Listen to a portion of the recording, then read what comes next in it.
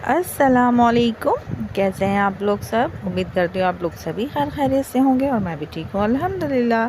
तो आज हम अपने रमज़ान स्पेशल जो सीरीज़ चली है, तो जिसमें मैंने आपको कल पकौड़े बनाना सिखाए थे मिक्स वेजिटेबल के, तो उसमें मैंने ये धनिए पुदीने की चटनी भी आपको बताई थी।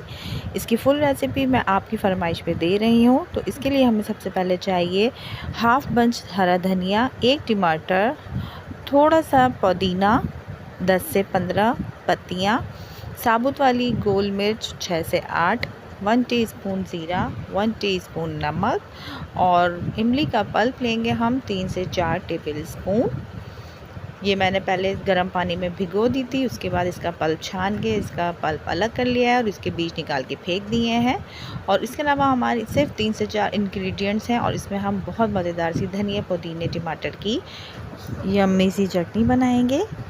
तो ये देख लीजिए, ये तमाम चीज़ें मैंने ले ली हैं, इसको वॉश करके मैंने साफ़ करके रख लिया है और अब मैं अपने मिक्सी में तमाम चीज़ें ऐड कर रही हूँ। इसमें इमली का पल्प डाला है मैंने, इसके अलावा कोई भी मैंने इसमें सिंपल या प्लेन वाटर शामिल नहीं किया है। और अब मैं इसको रुक रुक के मिक्सी में ग्राइंड कर रही हूँ। तो उसके बाद मैं आपको इसका फ़ाइनल लुक दिखाती हूँ और प्याली में निकाल के आपको इसकी कंसिस्टेंसी दिखा रही हूँ। ये देखिए कितनी मज़ेदार सी यम्मी सी हरा धनिया पुदीना और टमाटर की हमारी चटनी तैयार हो चुकी है।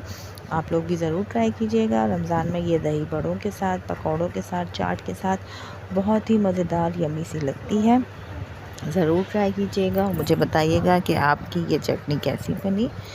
मिलते हैं ज़बरदस्त सी रेसिपी के साथ।